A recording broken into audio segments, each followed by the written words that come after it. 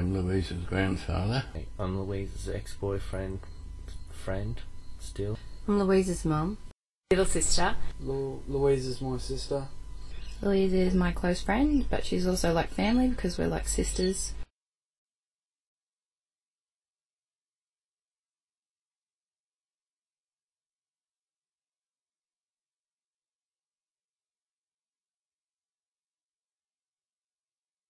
Basically, immediately before Louise had her big crash, it was fabulous. We were living together away from pretty much all the rest of the family in the southeast corner. She had a great job and we spent a lot of time sort of just bumming around. And she's very special to us, my wife and myself. I remember her particularly in the early days when she was attractive, happy child.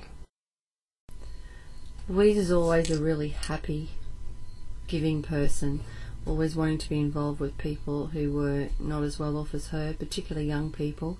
Very creative and talented, intelligent girl who loved everyone around her and loved life. She was always demonstrated high intelligence.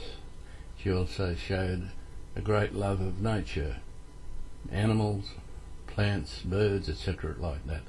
In those days she seemed to be a very normal child.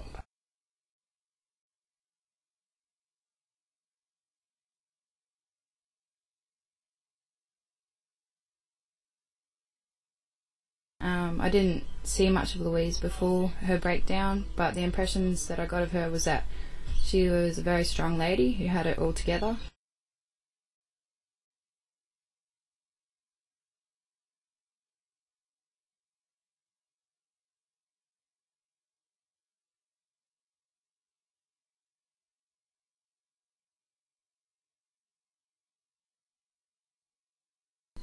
I remember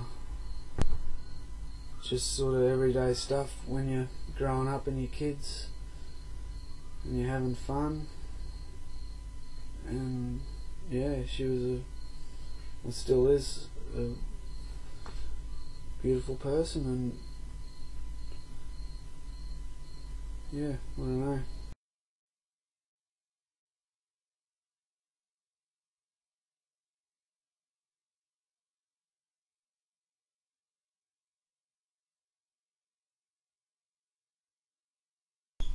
It has affected me, and I think it has affected the family.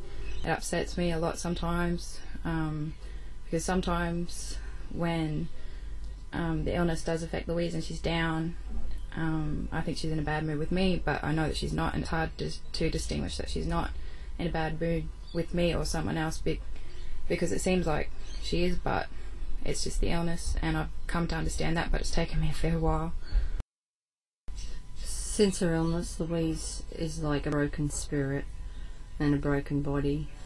She hasn't got the fire and the passion that she had previous, and it's very, very sad to watch your child, someone you love, just seem to fade away from you, and there's nothing that you can do. Sometimes love's not enough. You just be there when you can and do what you can. Louise has been very brave and fighting a determined battle against an illness that is obviously tremendously difficult to overcome. Quite obvious that she needs support. With support, I feel confident that Louise will get to a stage where she can live a reasonably normal life, but she would need that. And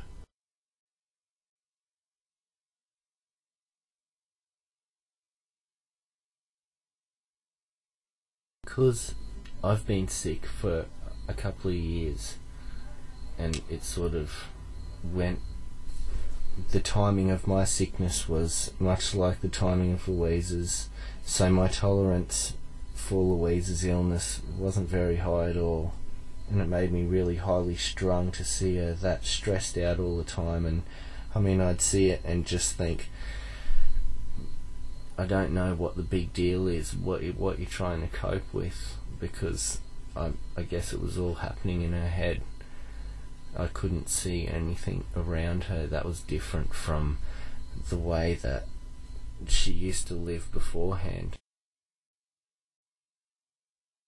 My impressions. I don't like that word, impressions, to start with, because it's like, it's hard.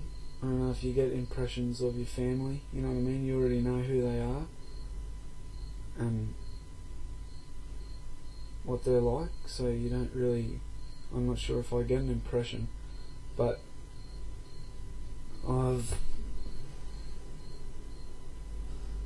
seen things, like I've seen Louise be very sad, and it makes me feel sad, and everyone that, you know, is sort of in our family group feel sad, and it's not an easy thing to sort of